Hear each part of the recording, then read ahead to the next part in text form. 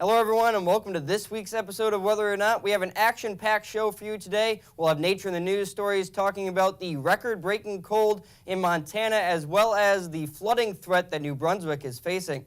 Mike Susko will also have a feature later on in the show talking about how the weather impacts emergency rooms at hospitals. All that and more, Whether or Not, starts right now.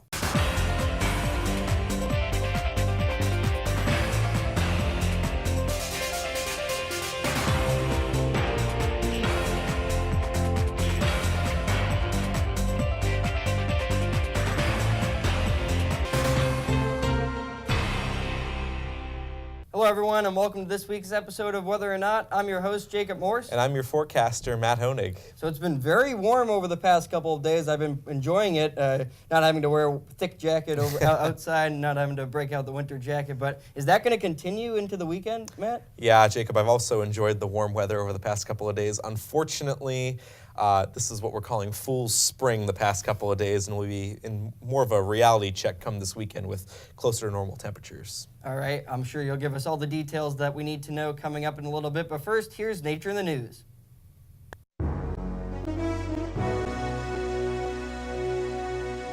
The state of Montana just endured one of the nation's most exceptional cold spells on record. For the entire month of February and even into the first half of March, Montana has been locked into the icebox with life-threatening cold never departing the state. Temperatures over this stretch have averaged 20 to 30 degrees below normal for this time of year. Montana is normally cold around this time of year, but this chill was unlike anything seen in the continuous United States in decades, both in intensity and duration. The extreme temperature departures for the month of February set a new record as the most extreme temperature departures in the lower 48 for a full month since February of 1969. Great Falls, Montana was at the center of this cold spell with an incredible and record-setting 32 consecutive days ending on March 6th with temperatures remaining below freezing. In this stretch, there were 11 days when the mercury did not rise above 0 degrees. Additionally, a mind-blowing negative 46 degrees was recorded in Elk Park, Montana earlier this month, which is now a new all-time record for March for the entire state of Montana. Fortunately, temperatures have returned closer to average over the past few days so that those living in Montana can begin to thaw out. A gym roof collapsed at Montana State University last Saturday, likely due to snow.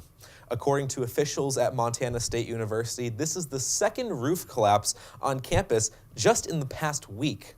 Earlier in the week, another gym roof on campus collapsed, and university officials said they have hired structural engineers to evaluate over 40 flat-roofed buildings on campus. Bozeman, Montana recently set a new record for the number of consecutive days with over 2 feet of snow on the ground. The amount of snow, combined with the weight of the snow, likely put too much stress on the roof and caused it to collapse.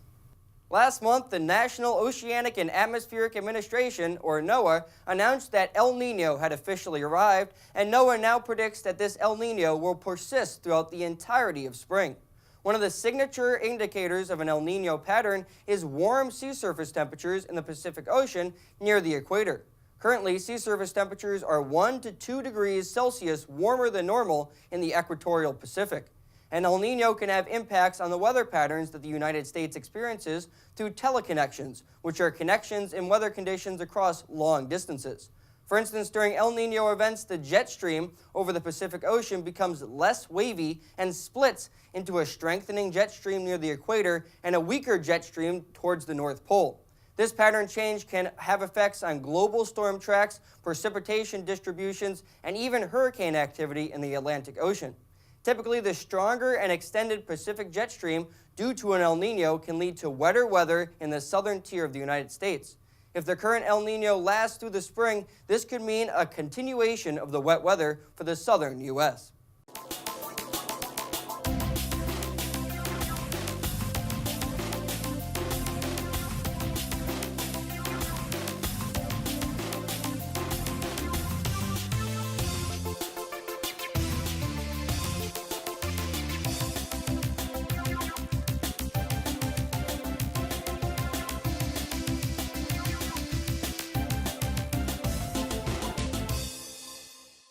Well, the spring-like weather that we saw on Thursday is going to be moving out of the region come Friday, and we'll see a bit of a reality check set in for this weekend. So let's start with a look at the surface maps to start off the forecast for this weekend. Lots of mild air ahead of this system that'll be bringing some pretty heavy rains to portions of the Interstate 95 corridor up into New England. Ahead of it, mild temperatures. That's what we saw during the day on Thursday. Behind the system, westerly winds bringing in much cooler temperatures for much of the region. But come Saturday, an area of high pressure across the upper Midwest will actually start to move its way eastward, and for the time will bring dry weather.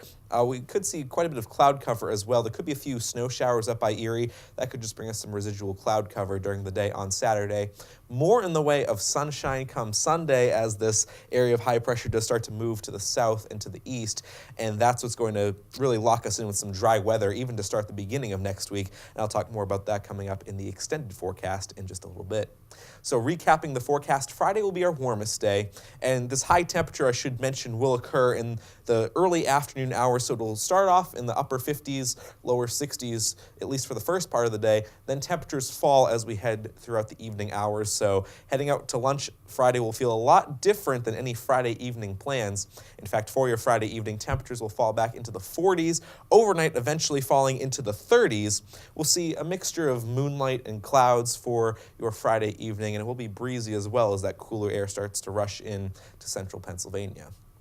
For the day on Saturday, we'll see a lot of cloud cover associated with some of those rain and snow showers up by the lakeshore, but there will be some peaks of sun in between the cloud cover. But check out this temperature, much cooler than what we've seen the past couple of days, only in the lower 40s for the day on Saturday. A bit of a recovery for Sunday, and that is St. Patrick's Day as well, so we're calling it Luck O' the Sunshine. Tried to put a little bit of an Irish twist on that as best as I could. More sunshine, a few afternoon clouds will develop, however. Temperatures pretty close to normal as well in the middle 40s. Coming up next, our very own Mike Susko has a feature on how weather impacts the emergency room at hospitals. Every day, hospitals and outpatient centers across the country see millions of patients up for all types of medical reasons.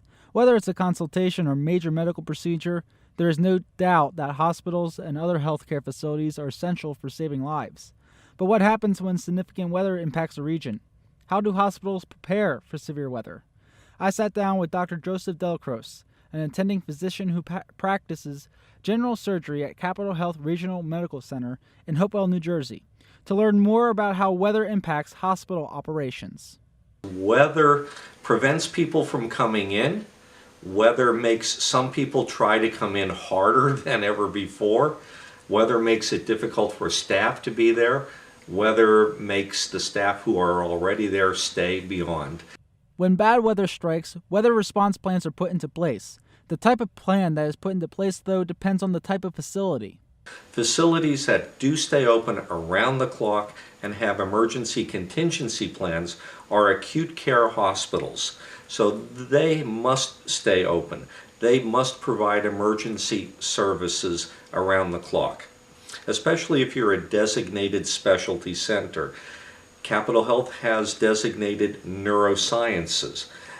On the other hand, we also have the emergency rooms. They can't shut down. For the medical centers that are required to remain open, plans and resources are put into place to ensure medical treatment can be provided if needed. Every facility will have different plans and resources to tend to their specific needs. Dr. Delacroix was able to provide examples of what these institutions may have at their disposal to keep their doors open. The hospital is self-contained. They have diesel generators to generate power. You must have power in the operating room or the ICU to generate electricity to run ventilators, suctions, medical devices. But the hospital has plans, starting with the staff. The staff that are already at the hospital are encouraged to stay at the hospital. The staff who are essential and are not in the hospital, if they can get in, they're encouraged to come in. If they have trouble coming in, the hospital has all-wheel drive vehicles. Local emergency services also have them. They'll go get them. Some people get scared off by severe weather and try to wait it out before seeking medical attention. But is it really a good idea? What is considered a medical emergency? A medical emergency is defined differently by different groups of people, but in general, a medical emergency is any condition that cannot be safely dealt with at home. Whether it's bleeding, an ache, a pain, whether it's dehydration, change in mental status, anything that cannot be dealt with that goes beyond the normal how would your grandmother treat you condition at home. As Mother Nature brings different types of weather to the region throughout the year, the type of weather-related injuries we face change. For example, winter means icy roads and sidewalks can be hazardous, while the summertime we see an increase in the risk for lightning strikes. While Dr. Delacroix is not an emergency room physician exclusively, he does participate in on-call rotations for the ER. Based on his experience in the operating room and talking to his colleagues, there are 3 types of weather-related injuries commonly seen.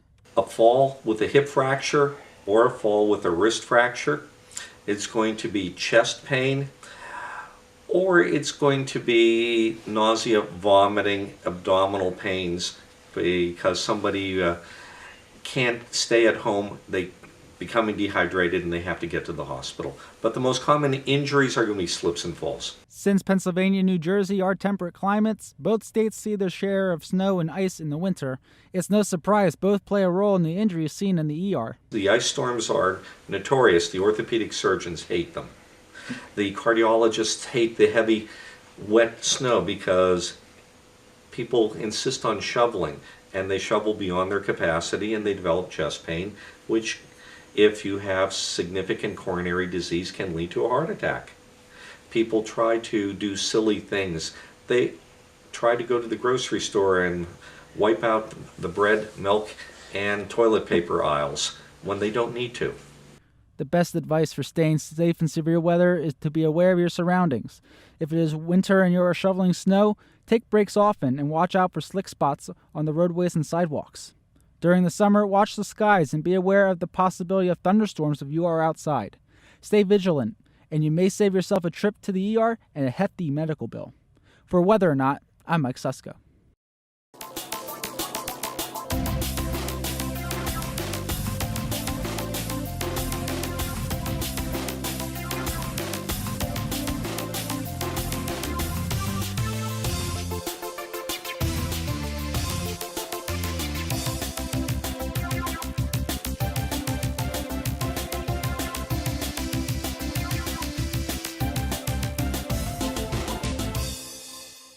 The cooler temperatures we'll see this weekend will be here to at least start the beginning of next week, and then we'll gradually see some warming after that. But first, let's recap your weekend. Again, that Friday temperature a bit misleading. Highs around 60 during the early afternoon hours, and then by Friday afternoon and Friday evening, we'll fall back into the 40s and eventually the 30s come Friday night. We'll see some residual cloud cover during the day on Saturday as some rain and snow showers up by Lake Erie will kind of leave us stuck in the clouds, but there will be some sunshine in between the clouds. And temperatures quite a bit cooler on Saturday as well, into the lower 40s for highs. Sunday, a bit more in the way of sunshine and a bit closer to average, so mid-40s here in central Pennsylvania come Sunday, and that is, of course, St. Patrick's Day. So pretty nice for any St. Patrick's Day plans you may have. All right, so for the beginning of next week, we'll see pretty dry conditions, increasing sunshine as we head from Monday into Tuesday. Temperatures start off a bit below normal, but eventually we get above normal heading into Wednesday. Wednesday, any morning sunshine will fade by the afternoon ahead of our next weather system. Some rain will be possible Wednesday night, maybe a few morning showers Thursday before the sun arrives by sunset, and a bit cooler during the day on Thursday, but then eventually warmer temperatures move in for the day on Friday with wall-to-wall sunshine. So overall, not a bad extended forecast, just a couple little minor systems to deal with. So, Matt, it looks like we stay dry next week and some sunshine as well, right? Yeah, so there'll be a minor system that moves in Wednesday, but either side of that system will see some sunshine. Temperatures right around normal, at times a little bit below, times a little bit above. But with that sunshine and, of course, with daylight saving time just coming in last week, more time to enjoy that sunshine during the day. And relating to the amount of daylight that will be increasing over the next couple of weeks, we asked you a Weather Whiz quiz question earlier in the show. It was, how much daylight will State College gain between March 15th and March 31st? Was it A, 17 minutes, B, 34 minutes, C, 46 minutes, or D, 62 minutes? If you said C, 46 minutes, you are tonight's lucky winner. Currently, the total amount of daylight we will receive is 11 hours, 49 minutes, and 2 seconds, with solar noon, the point where the sun is at its peak during the day, occurring at 1:20 p.m. Over the course of the rest of the month of March, the amount of daylight we receive will reach 12 hours, 37 minutes, and 58 seconds. By the end of April, we can expect to receive 13 hours, 54 minutes, and 57 seconds of daylight. That's all the time we have for this week's episode. Thank you for joining us, and we'll see you next week. Have a great night, everyone.